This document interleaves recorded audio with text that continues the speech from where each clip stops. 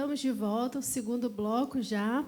E para você que chegou aí agora, estamos aqui hoje com a doutora Daniela Casanova, né, médica, cirurgiã cabeça e pescoço. E o tema é, né, as dúvidas mais frequentes, né, dessa especialidade tão difícil, né, de se ter e que nós, marabaenses, temos aqui. Eu acompanhei todo esse processo, então sou super feliz por tê-la aqui. Ela reclama, assim, às vezes, quando eu falo assim, senhora, mas ela também me chama de senhora. Então, aí é uma recíproca, tá, gente? E eu fiz uma pergunta para ela, no final do primeiro bloco, o seguinte: qual que é a diferença de cisto para nódulo? E aí eu já gostaria de passar para ela responder. Sim, eu vou explicar como eu explico para o paciente no consultório. A gente imagina um balão cheio de massinha e a gente imagina um balão cheio de líquido, de água. O cisto, ele é o balão com líquido e o nódulo, ele é o balão com massinha. Apesar de que, às vezes, existe também o nódulo, que ele é sólido cístico. Ele tem uma parte que é sólida e uma parte que é cística. O cisto, ele é benigno. Para a gente ter câncer, a gente precisa de células, a gente precisa de material sólido. Então, o cisto não vira câncer. O nódulo, ele pode virar câncer, tem essa possibilidade, mas não quer dizer que é câncer. A minoria dos nódulos é que são cânceres. Doutora, não tenho um nódulo, não detectei nódulo, não percebi nenhuma alteração no meu pescoço, não percebi que mudou nada, mas sintomas que podem servir como um alerta para o nosso telespectador ficar mais atento, o que ele pode observar, que sintomas ele pode ficar mais atento para que ele desconfie, ou ele perceba, ou que ele busque atendimento em se pensando em tireoide. Que sintomas? Tem algum sintoma mais frequente que faça com que o nosso telespectador fique alerta a respeito da tireoide, que algo mudou? Sim. Em relação aos nódulos, os sintomas mais frequentes são a pessoa queixa que tem um caroço na garganta, que quando ela engole, tem um caroço que sobe e desce. Realmente, isso pode acontecer. Porém, isso é frequente para os nódulos grandes, geralmente os nódulos acima de 2 centímetros ou 2,5 centímetros. Porque as pessoas elas pensam que elas têm um nódulo de meio centímetro, elas vão ter sintomas. Não, isso não é verdade. Né? E isso são sintomas compressivos, que a gente chama. Porque a tireoide, ela está pelo lado de fora da garganta. Então, se cresce um nódulo na tireoide, ele começa a comprimir a garganta. Então, a pessoa pode ter esses sintomas. Uma sensação de falta de ar pode ser também. Claro que tem inúmeras outras causas, como o coração, que tem que ser pesquisado. Mas a pessoa fala que, quando ela vai engolir, tem alguma coisa dificultando a passagem na comida. Sim, isso pode ser verdade. Claro que lembrando do tamanho do nódulo também. Em relação ao hormônio, bom, em relação ao hormônio, nós temos vários sintomas. Depende se é o hipertiroidismo ou o hipotiroidismo. No caso do hipertiroidismo, é o excesso de hormônio. A pessoa, não quer dizer que sejam todos os sintomas, mas a pessoa pode emagrecer, cair o cabelo, ter uma alteração da textura da pele. E no caso do hipotiroidismo, a pessoa pode engordar. Engordar é bem relativo, né? Geralmente a pessoa está inchada. Não é aquela pessoa que fala, doutor, engordei 20 quilos, o problema é minha tireoide. Não é assim. A maioria dos problemas da tireoide, nos nódulos tiroidianos, o hormônio está normal. Então, isso a gente estava comentando ainda há pouco, a pessoa fala, doutora, a minha tireoide é de engordar. Isso só é verdade se o exame de sangue estiver alterado. Se o exame de sangue estiver normal, a sua tireoide está funcionando normal. Você não vai nem engordar e nem emagrecer por aquilo. Tá? Isso é uma dúvida muito frequente que tem. E, complementando o que eu estava falando sobre os outros sintomas, aí a pessoa pode ter também uma queda de cabelo, alteração da pele também, o intestino ficar um intestino mais lento. Tem quadros de hipotiroidismo grave, que a pessoa pode ter depressão.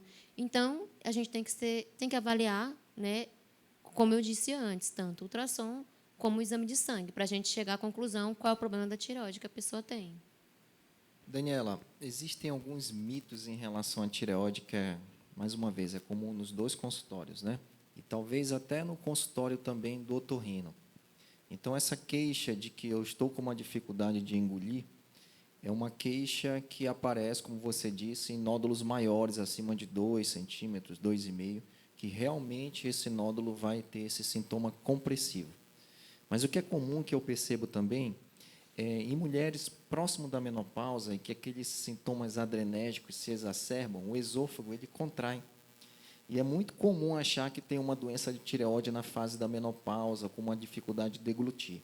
E aí, ocasionalmente, fazem um exame de ultrassom e acham um cisto de meio centímetro, ou um nódulo de 1 centímetro, e acreditam ser esse o causador, mas você deixou bem clara que não é esse o responsável dessa dificuldade para engolir. Um outro mito que você colocou aqui importante é essa questão do engordar. As pessoas vão no consultório, na maioria acima do peso, e querem achar um fator causal orgânico. E, na maioria das vezes, acreditam ser a tireoide. Então, a gente está reforçando aqui, como papel também do endocrinologista, de que a tireoide, no caso de hipotireoidismo, alguns casos, talvez 10%, ou um pouquinho menos, até emagrece e perde volume muscular, para você ver que ela não tem esse potencial para ganho de peso, mas sim um inchaço. Mas eu gostaria de ouvir você falar sobre uma doença que era antiga e que você me dissesse se você ainda encontra isso hoje no teu consultório, que é aquele bócio, aquele papo antigo. Você ainda pegou algum bócio endêmico, alguma coisa assim relacionada? O que você encontra na prática diária do teu consultório relacionado a isso aí? Bom, em relação ao bócio, que é aquele que chamava antigamente papeira, né, de papo, que são aquelas tireoides muito grandes, isso ocasionalmente aparece. É muito mais difícil hoje em dia, porque, por lei, existe iodo no sal de cozinha, né? Então, isso fez com que a tireoide diminuísse o volume. Então, pode acontecer? Sim, acontece. Só que, assim, as pessoas hoje têm um acesso muito maior à saúde. Então, quando elas começam a perceber que tem aumento do volume cervical, elas já procuram antes de ter esses sintomas tão grandes assim. Até também pela questão da estética, né?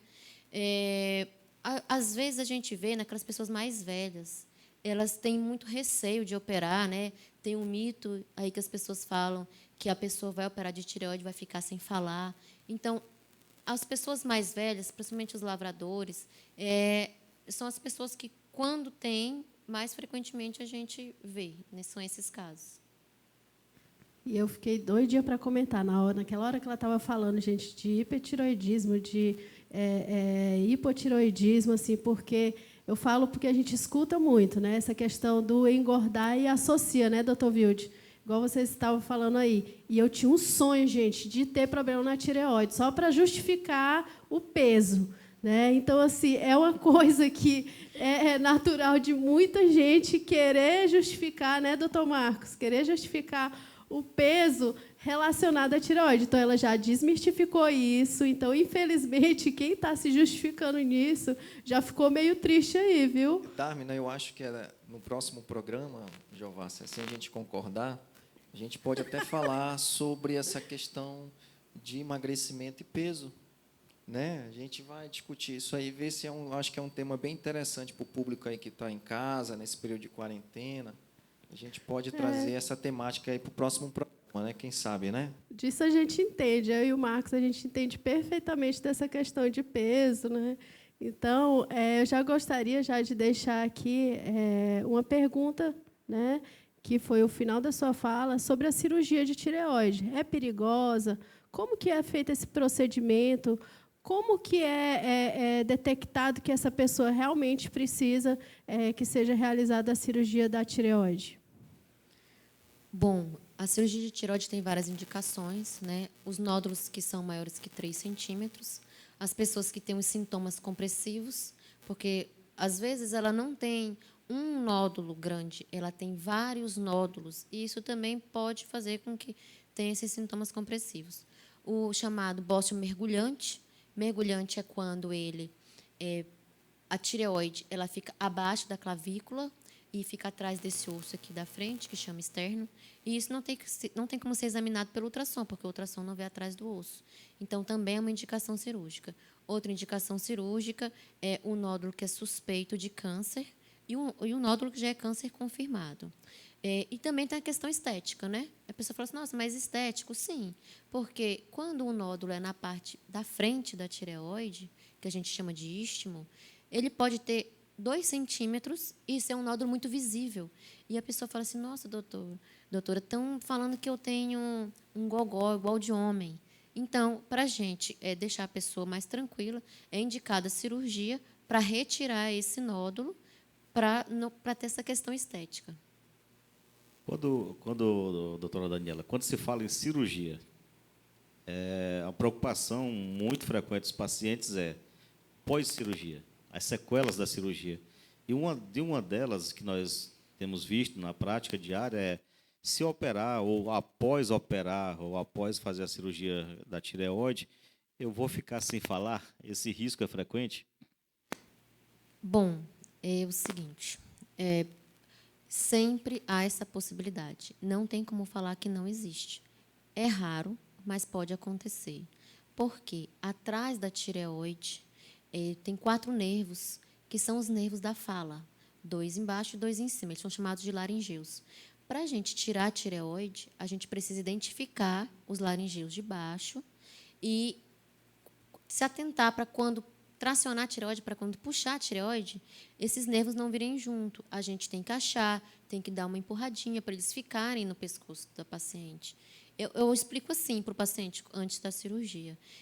Eu sempre gosto de mostrar o desenho, porque falando assim é muito vago, mas com desenho a pessoa consegue compreender melhor.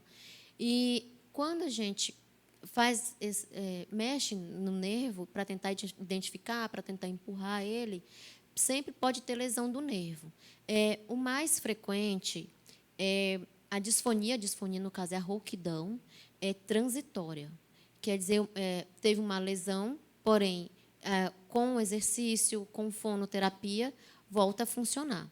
A chance do paciente ter uma disfonia definitiva é uma chance muito pequena, muito rara.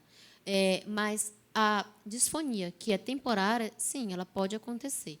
Para isso, como é que a gente faz? Vou até responder a pergunta anterior da dona Darma. Para a gente poder operar uma cirurgia de tireoide, a anestesia é anestesia geral. Então, a gente faz um check-up do paciente, são feitos vários exames de sangue, raio-x de tórax, eletrocardiograma. Quando o paciente tem menos do que 40 anos, se todos esses exames estiverem normais, a gente pode agendar a cirurgia. Com o paciente acima de 40 anos, a gente pede uma avaliação do cardiologista. Porque o paciente... mas por que do cardiologista se eu vou estar dormindo? Sim, você vai estar dormindo, mas o coração vai continuar funcionando. E é um estresse para o coração, o procedimento cirúrgico. Então, essa parte precisa ser avaliada. Vale lembrar que a anestesia geral é a anestesia mais segura que existe. Então, para ser feito um procedimento desse, as pessoas me perguntam muito, as pessoas doutora, mas vai fazer a cirurgia assim? Não, a gente vai fazer todo um check-up antes, uma avaliação por completo. Tá? E a gente vai avaliar também o funcionamento da tireoide para poder ser feita a cirurgia. E antes da cirurgia, a gente também pede um exame que é chamado laringoscopia, que é uma avaliação das pregas vocais, que por esse exame a gente sabe se esses nervos estão funcionando adequadamente ou não. Daniela, a gente falou muito de tireoide, mas eu queria que você falasse aos telespectadores sobre 4 glândulazinhas que estão anexas à tireoide. E eu sei que você gosta muito delas, que são as paratireoides. Acho que o cirurgião de cabeça e pescoço gosta muito delas, né? Me fala um pouco aí das glândulas paratireoides e qual o papel dela e a implicação dela para o cirurgião de cabeça e pescoço. Sim. Atrás da tireoide existem 4 glândulas, 2 de cada lado, uma em cima e embaixo. Essas glândulas são chamadas paratireoides e elas produzem um hormônio que chama paratormônio. Esse hormônio ele é responsável pela regulação do cálcio, tanto no sangue quanto no osso. Então, quando a gente vai operar a tireoide, essas glândulas elas estão grudadas na tireoide. E para a gente tirar a tireoide, nós temos que identificar as paratireoides e deixar elas no paciente para que elas funcionem normalmente depois. Inclusive, também é uma possível complicação da cirurgia. É que essas glândulas não voltem a funcionar adequadamente, como elas estavam funcionando, e a pessoa tem a necessidade de tomar cálcio. Do mesmo jeito do nervo, pode ser um hipoparatireoidismo, que a gente chama, parcial, ou temporário, ou até definitivo. A gente só tem como saber isso depois de 6 meses da cirurgia, que é o tempo das glândulas paratireoides voltarem a funcionar e começarem a produzir novamente o hormônio. Esse hormônio a gente pede de rotina, né, para os pacientes que vão operar de tireoide, porque algumas pessoas têm uma doença que chama hiperparatireoidismo, que é o excesso de hormônio paratireoidiano. E esse excesso de hormônio, assim também como a falta depois da cirurgia, é prejudicial, né, podendo acarretar vários problemas de saúde no paciente. Estamos caminhando aí, né, para o terceiro bloco. Eu vou deixar uma pergunta, mas antes disso eu já gostaria de mandar um alô, né, que pediram, viu, doutora Daniela, aqui para dar um alô. É o doutor Fabrício, o doutor Fernando Monteiro, que sempre tem nos acompanhado aí, o doutor Rodolfo também. Inclusive, tem uma paciente sua, doutora, lá de São Geraldo, né, a Josélia Machado, que também pediu aí, mandou mensagem para a gente, pedindo para dar um alô. E nós vamos aí caminhando para o terceiro bloco e fica a seguinte pergunta: tem um caroço no pescoço. O que pode ser? É perigoso? Né? E ela vai responder no próximo bloco.